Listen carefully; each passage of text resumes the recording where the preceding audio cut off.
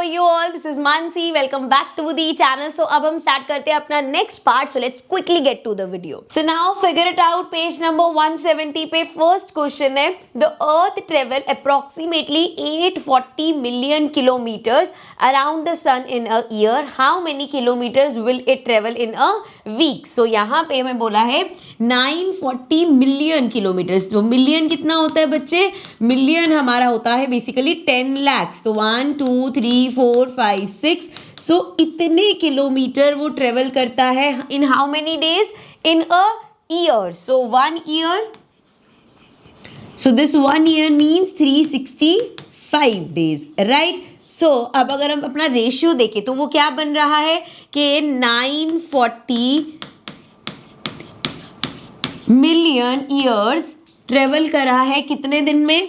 इन 365 days. और हमसे क्या पूछा है कि कितने किलोमीटर ट्रेवल किया होगा in a week. A week is equal to, अब एक वीक में how many days are there? 7 days. तो क्वेश्चन है भाई कि अगर 365 डेज में 940 मिलियन किलोमीटर्स कवर किया है, सो 7 डेज में कितने किलोमीटर कवर करे होंगे? सो इस तरीके से हमारे पास आ गया. अगेन हमें ये निकालना है, वही अपना करेंगे. 7 इधर आ जाएगा, सो क्रॉस मल्टीप्लाई वाला. सो ये आ जाएगा 940 इंटू 1 मिलियन इंटू 7 अपॉन में 365. ठीक है, और इससे हमारा ये जो क्वेश्चन मार्क है जो हमें बताना है कितने किलोमीटर्स, वो निकल जाएगा. सो चलो आप देखें यहाँ पे इसको कैंसिल करते हैं, 5 के टेबल से कैंसिल करते हैं. सो ये हो जाएगा 5 इंटू 7 इज 35, ये आएगा 15. सो 5 3 ज़ा 15 और इसको कैंसिल करें. सो ये हमारे पास हो जाएगा 5 1 ज़ा 5 6 7 8 9. सो 44 हो जाएगा. 8 ज़ा 40 बचा अगेन, ये आ जाएगा 188. सो 7 से मल्टीप्लाई कर लेते हैं. सो 188 को 7 से मल्टीप्लाई करेंगे. 7 into 8 is 56. Again 7 into 8 is 56, 57 58 59 60 61. सो ये हो गया 7 8 9 10 11 12 13. So we have 1316. So 1316 into, ऐसे लिख रही हूँ यार अब मैं, 1 मिलियन. ठीक है, इन अपॉन में 73. सो हम इसको डिवाइड कर लेते हैं, ध्यान से देखना भाई. सो 73 को हम डिवाइड कर रहे हैं 1316 से. ठीक है, सो 73 इंटू 2 करेंगे. 3 2 ज़ा 6 7 2 ज़ा 14. ये तो बड़ा आ गया, मतलब 1 से ही होगा. ये आ जाएगा 73. यहाँ पे आ गया हमारे पास 6. अब ये हो जाएगा 11. सो 3 4 5 6 7 8 9 10 11. सो ये हमारे पास आ गया 8 एंड ये हो गया 12. सो 7 8 9 10 11 12. सो ये आ गया 5. सो 586. यहाँ पे देखो बड़े नंबर से थोड़ा करते हैं. 6 3 ज़ा 18, देन 6 इंटू 7 42 43. अब इससे भी बड़ा हो सकता है. सो 7 से करके देखते हैं. सो 7 इंटू 3 इज 21. 7 7 ज़ा 49 50 51. सो 500 के आसपास तो आ गया. एक और नंबर ट्राई कर लेते हैं. 73 इंटू 8. सो ये हो जाएगा 8 3 ज़ा 24. Then 8 into 7 is 56 57 58.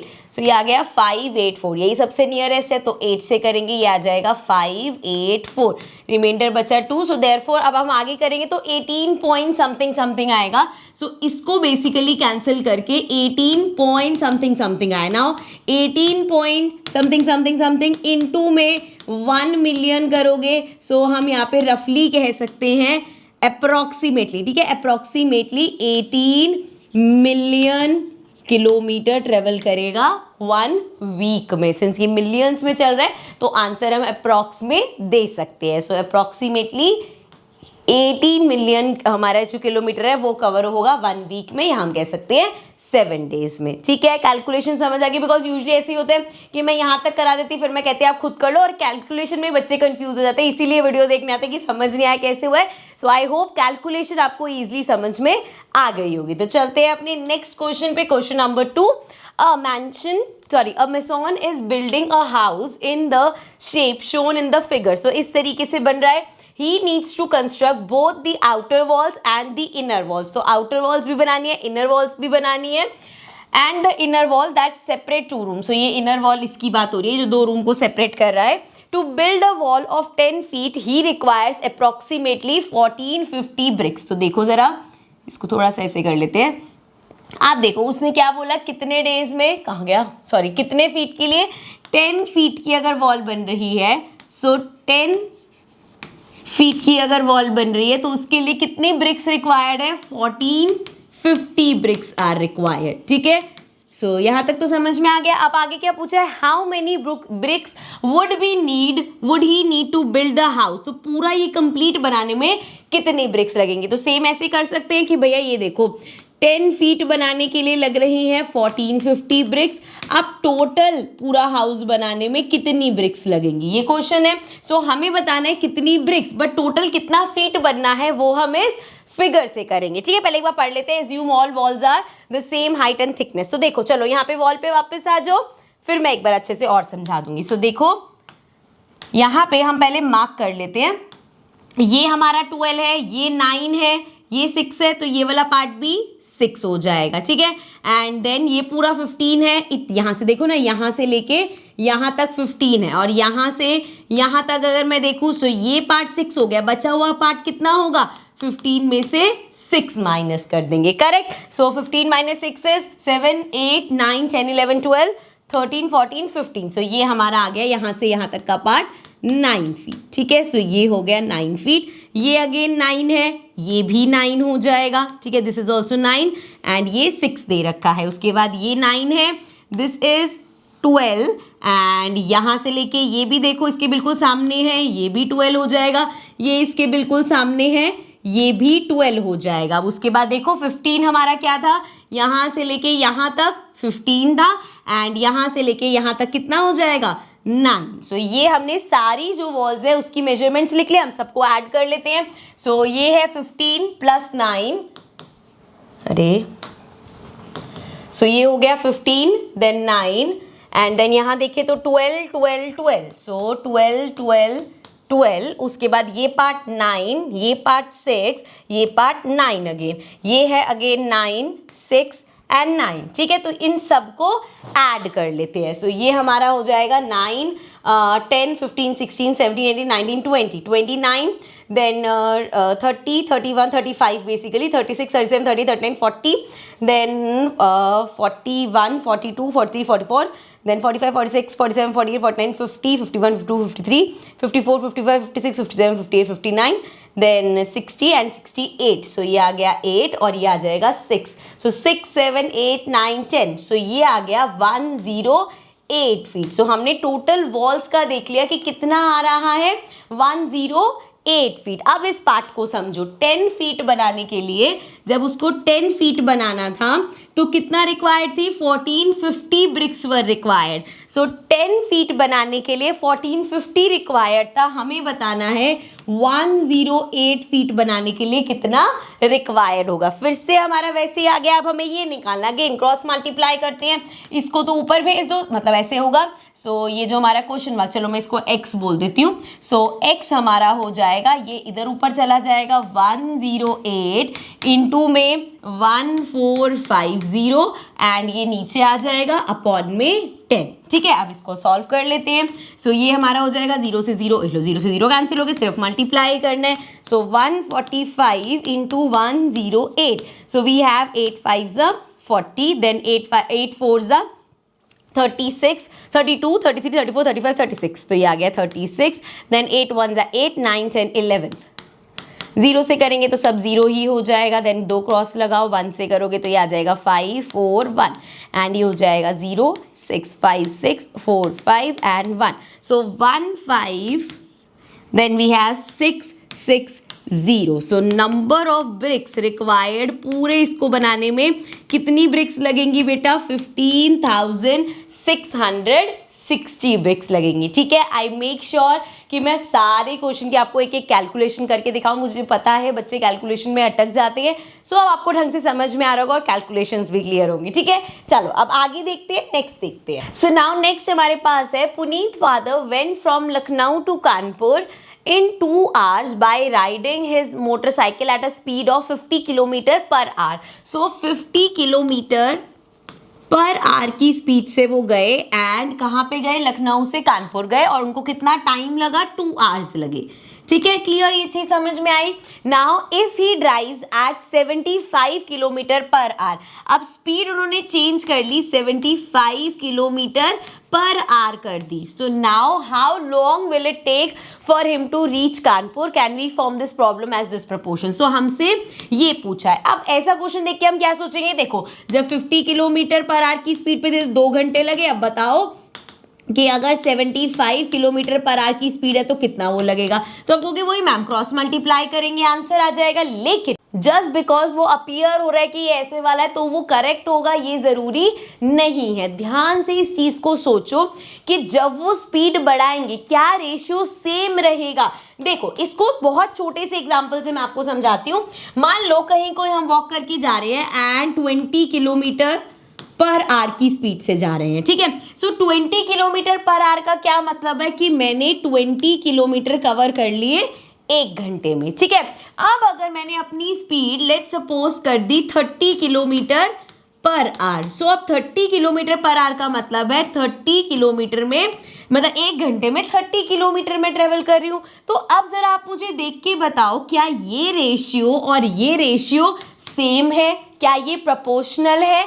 नहीं, क्योंकि इस केस में जब हम स्पीड बढ़ाते हैं तो टाइम कम लगता है। बड़ी बेसिक सी चीज है, मैं आराम से वॉक करते हुए जा रही हूँ स्कूल से घर तक तो हमें टाइम कितना लगेगा, और यही अगर हम तेज भाग के जा रहे हैं तो हम जल्दी पहुंचेंगे। सो जब भी हम स्पीड को इंक्रीज करेंगे so time will always be less. So जब हम स्पीड इंक्रीज करते हैं तो टाइम ऑटोमेटिकली कम हो जाता है, ठीक है। सो दैट मीन्स यहाँ पे रेशियो जो है वो सेम नहीं रहेगा। The ratio will not be same because speed में इंक्रीज हुआ है and with increase in speed time less हो जाएगा, और जब टाइम लेस है तो वो सेम प्रोपोर्शन में नहीं हो सकते। So that is why question कितना ही सेम पैटर्न का लगे कि हाँ ये तो सेम ही होगा, ऑलवेज यूज योर माइंड कि क्या ये ऐसा होगा या नहीं होगा। यहाँ पे अगर हमें करना पड़ेगा तो हम अपना डिस्टेंस, स्पीड और टाइम वाला फॉर्मूला है वहां से कैलकुलेट करके बता सकते हैं, लेकिन ये सेम प्रोपोर्शन में नहीं है,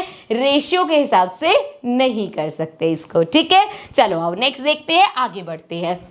So now we have activity 2. So go to the market and collect the price of different sizes of shampoo containers of the same shampoo and create a table like one given below. See if the volume of shampoo is proportional to the price. So यहाँ पे उन्होंने एक table दे दी है। अच्छा मैं पहले आपको बता दूं कि ये टेबल थोड़ी सी अजीब है, क्योंकि अगर आप मार्केट प्राइस से कंपेयर करोगे ना, जैसे इन्होंने बोला कि 2 रुपए में 6 ml मिल रहा है, मतलब अगर मैं इस हिसाब से देखूं सो 2 रुपीज में अगर 6 ml मिल रहा है तो सेशे के हिसाब से 1 रुपए का 3 ml हो गया, ठीक है। मैंने इसका आधा किया, ये भी आधा कर दिया। सो 1 रुपए में अगर आपको 3 ml मिल रहा है तो 540 रुपीज में कितना मिलना चाहिए, 540 में मिलना चाहिए। 540 इंटू 3, तो ये आ जाएगा 3 zeros 0 and 3 4s 12 and 5 3s 15 16। तो कितना आना चाहिए, 1620 आना चाहिए, लेकिन यहाँ 1000 ml है। अब मैं टेबल अजीब क्यों बोल रही हूँ, चेंज तो आने, ये तो है, अभी हम फ्रैक्शन देखेंगे, प्रोपोर्शनल नहीं होगा, ये तो शॉर्ट है। लेकिन यूजली मार्केट प्राइसेस अगर आप देखोगे तो ऐसा होता है कि जो सेशे होते हैं वो हमें क्या होता है कि जैसे यहाँ पे मान लो ये होता कि इसमें 4 ml मिल रहा है 2 रुपए का, इस तरीके से, और जैसे जैसे बॉटल का साइज बड़ा होता पर ml सस्ता हो जाता है। मैं आपको जनरल बात बता रही हूँ कि यूजली लोग बड़ी बॉटल क्यों लेते हैं कि यार ये सस्ती पड़ती है, वो तो सेशे में इतना सा हमें मिलता है, वो महंगा पड़ता है, लेकिन बड़ी बॉटल सस्ती पड़ती है, जो मतलब एक सोच होती है ना। सो इस ये रीजन होता है कि यहाँ पे जैसे मैं एक एग्जांपल देती हूँ, जैसे आप बेबी डाइपर्स लोगे, ठीक है, तो अगर आप उसमें पैक ऑफ 5 ले रहे हो तो वो एक डाइपर 20 रुपीज का पड़ेगा आपको, लेकिन यही अगर हम बड़ा वाला पैक ले रहे हैं, मान लो आपने 100 डाइपर्स वाला पैक लिया, सो उसमें एक डाइपर का कॉस्ट आपको पड़ेगा 15 रुपीज, तो तभी लोग बल्क में ले लेते हैं कि सस्ता पड़ेगा, ठीक है। लेकिन यहाँ पे जो टेबल है वो थोड़ी सी उल्टी है, वो दिखा रहा है कि सेशे एक तो चीपर तो होता ही है ऑब्वियसली, यहाँ 2 रुपए खर्चोगे, यहाँ 540 खर्चोगे, सो मतलब पॉकेट पे भी जोर नहीं पड़ा एक बारी में, और पर ml महंगा होता है, ये एक्चुअल में ही होता है, बट इसमें इन्होंने दिखाया कि पर ml भी यही सस्ता है, तो ये मार्केट प्राइस से मैं आपको डिफरेंस समझा रही हूँ, ठीक है। सो अब क्या ये रेशियो सेम होगा, इनका रेशियो अगर अभी हम जो बुक में दे रखे हैं उसी पे स्टिक करें तो इसका रेशियो अगर मुझे चेक करना है तो देखो ये यहाँ दे रहा है 6 ml 2 रुपए में, सो क्या रेशियो हुआ, इसको कैंसिल कर सकते हैं, आ जाएगा 3:1 का रेशियो। फिर है 180 ml 154 रुपीज में। अगेन 2 के टेबल से कट करते हैं, ये आ जाएगा 90 अपॉन में 77, सो 90:77 ये रेशियो आया। नेक्स्ट देखो मीडियम वाली में 340 अपॉन में 276, 2 के टेबल से कट करेंगे इसको, ये आ जाएगा 1 एंड 14 आ जाएगा 7 और साथ में 0 एंड इसको करेंगे तो ये आ जाएगा 2 1 2 2 3 6 एंड 16 आएगा 8 पे। आगे भी कट कर सकते हैं, सो 2 के टेबल से ही करते हैं, ये आ जाएगा 8 16 10 आएगा 5 पे एंड इसको अगर हम देखें तो ये आएगा 6 पे, अगेन 18 आएगा 9 पे, सो ये आ गया 85:69। सो आप देख सकते हो, लास्ट भी कर लेना, यहाँ पे कर ही देती हूँ मैं 1000 अपॉन में 540, सो 0 से 0 कैंसिल करेंगे, 2 से करेंगे तो ये हो जाएगा 50 अपॉन में ये हो जाएगा हमारे पास 227, ठीक है, तो 50:27। तो आप देख सकते हो सबका रेशियो अलग है और ये हर बार होगा ऐसा। अगर ऐसा होता कि मार्केट में एमएल से कोई फर्क ही नहीं पड़ता कि ज्यादा एमएल लो वो भी उतने का पड़ेगा, कम एमएल लो वो भी उतने का पड़ेगा, तो सारा झंझट ही खत्म होता। हर कोई फिर अपनी पॉकेट के हिसाब से कि यार चाहे 2 रुपए का लूं चाहे मैं पूरी बॉटल लूं, मेरे को तो सेम प्राइस ही पड़ना है, ऐसा नहीं होता। हमेशा मार्केट में ऐसा होता है कि जब आप बड़ी बॉटल खरीदते हो तो आप, जैसे मैंने अभी डाइपर वाला केस में है कि आप 5 का पैक ले रहे हो 20 रुपए एक डाइपर के लिए दे रहे हो, लेकिन अगर 100 एक साथ मंगवा रहे हो तो आप 15 रुपए दे रहे हो, ठीक है। तो वैसा ही डिफरेंस मार्केट प्राइसेस में भी होता है। यहाँ का टेबल थोड़ा सा अलग है, वो मैं पहले बता रही हूँ, क्योंकि तुम बाद में कंफ्यूज हो गए। लेकिन खैर क्वेश्चन हमारे पास क्या था वो हमने यहाँ पे करके दिखा दिया कि यहाँ पे हमने देखा कि भैया पर एमएल यहाँ पे हर बार प्राइस चेंज हो रहा है एंड ये प्रोपोर्शनल नहीं है, ठीक है। उसके बाद क्वेश्चन था जो मैं आपको भी देर से एक्सप्लेन कर दी, why do you think that the ratio of the price is not proportional to the ratio of volume. क्योंकि अगर ऐसा, वो मैंने आपको आंसर बता दिया, अगर ऐसा हो कि भैया जैसे अब मैं बता रही थी आपको डाइपर का एग्जांपल फिर से लेते हैं कि 5 डाइपर लो तब भी एक डाइपर 20 रुपीज का है, 100 डाइपर लोगे तब भी एक डाइपर 20 रुपीज। को बंदा कहेगा ना भैया 100 डाइपर लेके घर पे रखने की क्या जरूरत है, जब जरूरत होगी ले लेंगे, 10 ले लो एक साथ या 20 ले लो एंड फिर हर महीने नए लेते रहेंगे, यही सोचेगा बंदा। लेकिन अगर दिख रहा है कि यार अभी मैं 5 लूंगी तो मुझे तो 20 रुपए का डाइपर पड़ रहा है और अगर 100 लेने की वजह से 10 रुपए का पड़ रहा है या 12 रुपए का पड़ रहा है तो हम बल्क में लेने की कोशिश कर रहे हैं, ठीक है यार रख लेंगे घर पे, ये कौन सा खराब होगा, वैसे करके, ठीक है। तो ये माइंड सेटअप होते हैं अलग अलग। अब किसी को हो सकता है कि यार नहीं मेरे को तो जैसे बॉटल का मेरे को तो समझ आता है ज्यादा शैम्पू लग जाता है, 2 पैकेट सैशे वाला ठीक रहता है तो वो सैशे चूज करेगा। किसी को लगता है कि यार एक साथ महीने के 540 रुपए खर्चने इतनी महंगी बॉटल पे, तो मेरे को तो मीडियम साइज वाली ठीक लगती है कि ये आती है 150 रुपए की और मेरी 1 महीना 2 महीना चल जाती है। तो इस हिसाब से देखो हर बार अप्रोच हर किसी की अलग अलग होती है। किसी के घर में आपको देखिए बड़ी बड़ी बॉटल्स होती है, कोई सैशे लाते हैं, कोई मीडियम बॉटल लेते हैं, तो हर कोई अलग अलग चीजों के बेसिस पे इसको जज करता है, ठीक है। चलो भाई आगे चलते हैं, नेक्स्ट देखते हैं। नेक्स्ट है हमारे पास शेयरिंग बट नॉट इक्वली। सो कभी कभी ऐसा होता है ना कि हम 2 जनों में कुछ चीज शेयर करते हैं लेकिन वो इक्वली नहीं होता। एक तो हो गया कि भैया हमारे पास 10 रुपए, 5 रुपए भाई को दे दिए, 5 रुपए तुमने रख लिए तो हो गया। लेकिन कभी कभी होगा कि मैं बड़ा हूं, मैं ज्यादा पैसे रखूंगा, तो 8 रुपए तुमने रखे, 2 रुपए उसको दिए, तो यहाँ पे क्या है शेयर तो हो रहा है लेकिन इक्वली शेयर नहीं हो रहा। सो किस रेशियो में शेयर हो रहा है वो सब हम यहाँ पे समझेंगे। चलो जैसे जैसे एक्टिविटी दे रही कि उसके साथ मजे करते हुए समझते हैं। So form a pair, collect 12 countable objects और counters, it can be coin, seeds और pebbles, now share them between the 2 of you in different ways. So देखो क्या क्या अलग अलग तरीके हो सकते हैं। जैसे भाई 12 चीजें हमने ले ली, कोई भी 12 वो ले लिया, चलो मान लो जैसे यहाँ कॉइन्स लिखा, ठीक है, 12 कॉइन्स हैं अलग अलग, ठीक है, और 2 जने हैं, एक हमारी टीम ए है एक हमारी टीम बी है, ठीक है। अब इन 2 जनों में हमें इस चीज को शेयर करना है। तो भैया एक तो सिंपल है कि भाई 6 तू रख ले, 6 तू रख ले। एक बार हुआ नहीं यार तुम्हें 5 मिलेंगे, पता नहीं किस बेसिस पे पार्शियलिटी हुई, और हमें 7 मिलेंगे, तो मतलब अलग अलग हो सकता है। इसको 4 दे दिए, इसको 8 दे दिए, तो बेसिकली 8 9 10 11 12 हर केसेस में 12 तो बट रहे हैं, लेकिन यहाँ पे इक्वली बटे थे लेकिन यहाँ पे इक्वली नहीं बटे। तो बहुत सारे तरीके हो सकते हैं बांटने के, ठीक है ना। एक में हो गए भैया एक ने 10 रख लिए, एक ने 2 रख के, एक ने सारे मतलब तो ये तो शेयरिंग हुई नहीं। फिर एक ने अगर सारे रख लिए दूसरे को 0 दिए तो वो तो फिर शेयरिंग नहीं हुई, ठीक है। चलो so if you divide them equally what is the ratio of the number of counter with each of you। so अगर हम equally divide करेंगे तो हम क्या कर रहे हैं बेसिकली 12 का हाफ करेंगे, है ना। ध्यान से समझना, सब काम की चीजें बता रही हूं मैं। सो 2 1 2 एंड 2 6 12। सो यहां से हमें पता चला 12 का हाफ करके हमें पता चला कि 6 एक को मिलेंगे, 6 दूसरे को मिलेंगे, तो रेशियो क्या हो जाएगा 6:6 या हम बोल सकते हैं 1:1 के रेशियो में हुआ। ठीक है, समझना इसको कि रेशियो जब इक्वली बांटा तो 1:1 हुआ। ठीक है, अभी मैं समझाऊंगी आगे, तो ये मत बोलना कि कुछ समझ में नहीं आ रहा। So if your partner gets 5 counters, अगर पहले वाले को 5 काउंटर मिल गए, how many objects will you get, what is the ratio of the counter. So देखो, अब 12 में से 5 ये ले गया, ठीक है, तो तुम्हारे पास कितने बचे, 7 बचे। सो अब रेशियो क्या होगा 5:7 का, 5:7 का रेशियो हो गया भाई, इसको 5 मिले, इसको 7 मिले, यही तो हुआ। तो यहाँ पे रेशियो आया 5:7। चलो आगे देखें हम।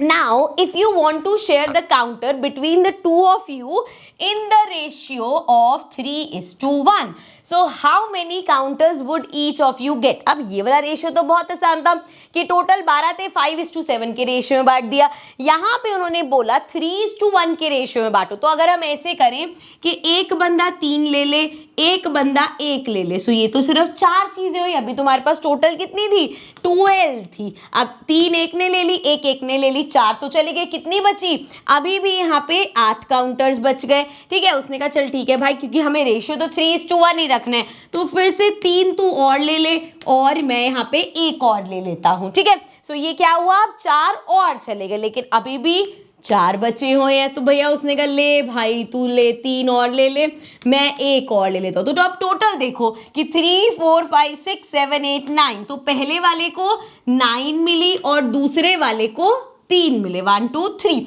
सो यहाँ पे क्या रेशियो बना इनका 9:3 का, और कैंसिल करोगे 3 3 9, 3 1, तो ये आ गया 3:1 में। तो अब हमने क्या किया, यहाँ पे हमने ग्रुप बना दिया। पहले ग्रुप में हमें 3 उसको, 1 हमें, 3 इसको, और 3 और 1 क्यों लिए हमने, क्योंकि हमें रेशियो दिया था कि 3:1 के रेशियो में, तो 3 तो 1 मेरा, 3 तेरा, 1 मेरा, 3 तेरा, 1 मेरा, ऐसे करके हमने 12 काउंटर्स खत्म कर दिए। अब यही चीज अगर ऐसे हो जाती कि भैया if you want to share 42 counters, अब तुम्हें कितने बांटने हैं, 42 काउंटर्स बांटने, और किस रेशियो में, 4:3 में। सो 4 तेरा, 3 मेरा, 4 तेरा, 3 मेरा, 4 तेरा, 3 मेरा। भाई ये तो 42 काउंटर से खत्म ही नहीं होंगे, कितनी बार करोगे, है ना। ग्रुप तो हमें समझ में आ गया, लेकिन कितनी बार रिपीट करना पड़ेगा। सो पहली बात तो उन्होंने बोला what is the size of group. अब इस ग्रुप का साइज क्या होगा, देखो यहाँ पे क्या हो रहा है 4 5 6 7, मतलब एक बारी में कितने बांट रहे हैं, अब 7 काउंटर्स बांट रहे हैं, 4 इसको, 3 इसको, फिर अगली बारी में 7 काउंटर्स, फिर अगली बारी में। तो ग्रुप का साइज है 7 के, हमने इसको 7 के ग्रुप्स में बांटा और फिर 4 3 4 3 4 3 ऐसे करा। लेकिन 42 या अगर कोई 100 200 चीजें बांटनी है तो ये तो बहुत डिफिकल्ट हो जाएगा। तो इसका कोई तो तरीका होता होगा कि हमें एक बारी में पता चल जाए कि इसको इतने मिलेंगे, इसको इतने मिलेंगे। इसका तरीका मैं 42 से नहीं समझाऊंगी, आपको यहां से समझाती हूँ कि छोटे नंबर से। ठीक है, आप ध्यान से बोर्ड पे ध्यान देना, 1 मिनट के लिए भी ध्यान नहीं हटाना अपना। सो यहाँ पे जैसे मेरे पास था कि 12 काउंटर्स हैं, सो 12 चीजें हैं हमारे पास, इसको हमें 2 जनों में बांटनी है। किस रेशियो में, 3:1 के रेशियो में। तो ग्रुप कितने का बनेगा, जैसे हमने यहाँ पे देखा था कितने का ग्रुप बना था, 3 4 4 4 के ग्रुप बने थे, 4 के ग्रुप, 1 इसको 3 इसको, फिर दूसरा 4 का ग्रुप 3 इसे 1 इसे, फिर एक और 4 का ग्रुप 3 इसे 1 इसे। तो ये 4 आया कहाँ से रहा है, 3 + 1, और ये 3 1 कहाँ से आया था, रेशियो से। तो मतलब पहले देखो ग्रुप क्या होगा, ग्रुप होगा 3 + 1 विच इज ग्रुप हमारा हो गया 4 का ग्रुप। ठीक है, अब इस 4 का ग्रुप का क्या करूं, मुझे एक बारी में आंसर चाहिए, मुझे ये 2-3 स्टेप्स नहीं चाहिए। सो देखो टोटल 12 काउंटर्स हैं। ठीक है, ध्यान से सुनना, टोटल 12 काउंटर्स हैं, और अगर हम रेशियो की बात करें, सो ग्रुप कितने का भी हमने देखा, 4 का, तो इसका है 3/4।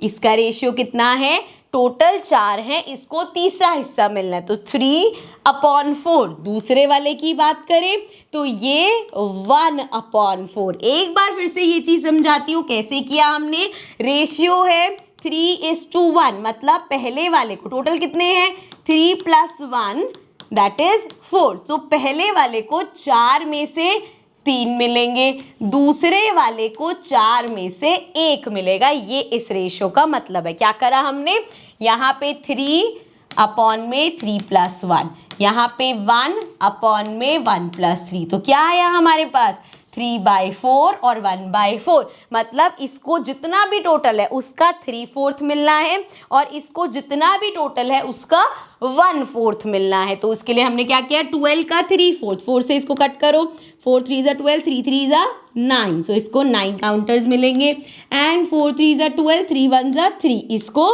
3 मिलेंगे। चेक कर लो, जब हमने ऐसे ग्रुप्स में बांटा था क्या फाइनल आया था कि इसको 9 और इसको 3, और यहाँ पे वो डायरेक्ट आ गया। एक बार फिर से करेंगे वो चीज, समझ में आ जाएगी। अब हमारे पास क्या है, 42 है टोटल। अब टोटल 42 है और अगर रेशियो देखें तो 4:3 का रेशियो, मतलब 4 5 6 7। पहला स्टेप क्या होता है, दोनों को प्लस करो, सो 4 5 6 7, ठीक है, ये टोटल आया 7। सो इसका अब इस रेशियो का मतलब है कि पहले वाले को 7 में से 4 मिलेंगे और दूसरे वाले को 7 में से 3 मिलेंगे, मतलब इसका हिस्सा 4/7 और इसका हिस्सा 3/7 होगा। सो भैया पहले वाले का, फर्स्ट पर्सन का होगा 42 में से कितना मिलेगा उसको, 4/7, और सेकेंड पर्सन को कितना मिलेगा, 42 में से 6/6 था, क्या था 3/7, 3/7 मिलेगा। ठीक है, ये चीज समझ में आए। अब कैंसिल कर दो, 7 × 6 इज 42, 6 4 ज़ा 24 एंड अगेन 7 6 ज़ा 42, 6 3 ज़ा 18। तो हमने देखा पहले वाले को 24 काउंटर्स मिले और दूसरे वाले को 18 काउंटर्स मिले। सो हमें यहाँ पे इतनी बार करने की ज़रूरत नहीं, हमें सिंपली एक स्टेप से मिल गया कि यहाँ पे अगर 4:3 के रेशियो में काटना है तो एक को 24 दे दो, एक को 18 दे दो। तो अगर हम देखो एक को 24 मिला, एक को 18 मिला, तो इसको कैंसिल आउट भी करोगे तो दोनों हमारे पास किस में आते हैं, 6 के टेबल में आते हैं। 6 4 ज़ा 24, 6 3 ज़ा 18, तो 4:3 का रेशियो ही आ रहा है। ठीक है, समझ में आया। अभी और भी क्वेश्चंस करेंगे और क्लियर हो जाएगा। चलो भाई आगे देखते हैं। सो एग्जाम्पल 11, ध्यान से समझना। So now example 11 says Prashanti and Bhuvan started a food cart business near their school. Prashanti invested 75,000.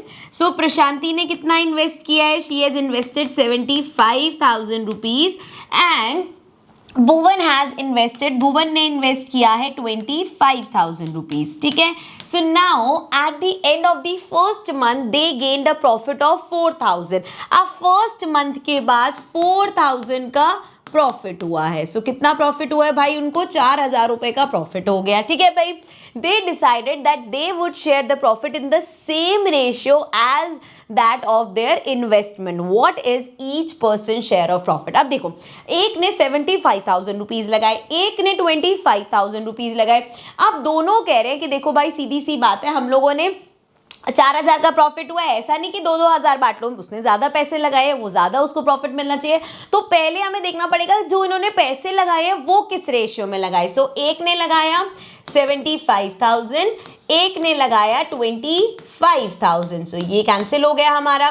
5 के टेबल से कट करेंगे, 5 1 ज़ा 5, 6 7, सो 25 आ जाएगा 5 पे, 25 से करेंगे 5, सो इसको कैंसिल करेंगे 3 और 1। सो देयरफॉर इन्वेस्टमेंट करी गई थी 3:1 के रेशियो, मतलब इसने ज्यादा करी है तो क्या रेशियो है भाई, 3:1 का रेशियो। अब ये जो प्रॉफिट है वो भी हमें 3:1 की, जैसे अभी तक हम पेबल्स वगैरह और वो काउंटर्स बांट रहे थे, अब आपको ये 4,000 को दोनों में बांटना है। सो 3:1 रेशियो दिख गया हमें, 3:1 का रेशियो। तो पहला स्टेप क्या करते हैं, 3 + 1, 3 + 1 इज 4। अब इसका क्या मतलब है, अगर ये P रेशियो B है, मतलब प्रशांति का टोटल 4 में से कितना बनता है, 3, तो 3/4 हिस्सा इसका है। एंड भुवन का टोटल 4 में से कितना बनता है, 1, सो 1/4 हिस्सा भुवन का है। सो अगर हम पहले प्रशांति का कैलकुलेट करें तो 4,000 का 3/4 उसे मिलना चाहिए। सो ये हो जाएगा कैंसिल होके 1,000, मतलब 3,000 इसे मिलेंगे।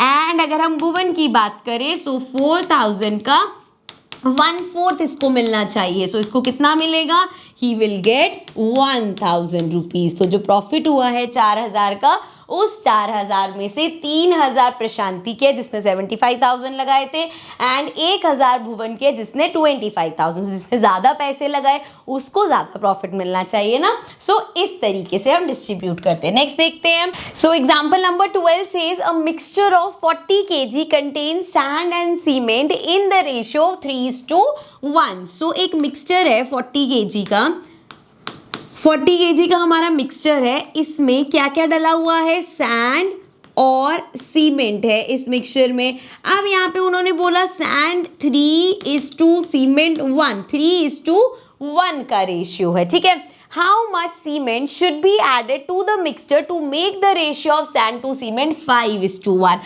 अब वो कह रहे कितनी सैंड नहीं चेंज करनी, सीमेंट कितना और ऐड करे कि रेशियो 5:2 हो जाए। अब उसके लिए अभी एट प्रेजेंट हमें पता होना चाहिए कि दोनों अभी उस 40 किलो में कितना सैंड है और कितना सीमेंट है, पहले ये निकालते हैं। सो देखो 3 + 1, 3:1 का रेशियो है ना। सो 3 + 1 4 हो गया। इसका मतलब सैंड जो है वो हमारी हो गई 4 में से, जैसे अगर 4 पार्ट है क्योंकि इसका पार्ट 3:4 है ना, तो भैया सैंड हमारी हो जाएगी 4 में से तीसरा हिस्सा सैंड का। इसी तरीके से अगर हम सीमेंट की बात करें तो 4 में से 1 हिस्सा सीमेंट का। सो ये 3/4 है, ये 1/4 है। अब टोटल कितना था 40 में से सैंड है 3/4 एंड सीमेंट है 1/4, तो कितना कितना हिस्सा हो गया इसका, ये हो गया 10, मतलब 30 आपका सैंड है एंड इसको कैंसिल करेंगे 10 हमारा कितना है सीमेंट। अब उनके साथ दिक्कत क्या है कि या तो वो कहते हैं रेशियो चेंज करना है, दोनों चीजें कम ज्यादा कर सकते हैं। उन्होंने बोला कि सैंड तो इतना ही रहेगा, सीमेंट हमें चेंज करना है। सो यहाँ पे अभी अगर हम इस चीज को ऐसे समझें कि सैंड जो है वो सेम रहेगा, सीमेंट चेंज करना है। सो सैंड 30 ही रहेगा, सीमेंट कितना करें कि रेशियो 5:2 आ जाए। समझ रहे हो, सैंड इज टू सीमेंट का रेशियो है, तो सैंड अगर 30 है तो सीमेंट कितना हो कि रेशियो 5:2 आ जाए। समझो इस चीज को, सैंड अगर 30 है तो सीमेंट कितना करे कि रेशियो 5:2 आ जाए। यही चीज बोली है उन्होंने। कोई बात नहीं, यहाँ से x निकाल लेते हैं।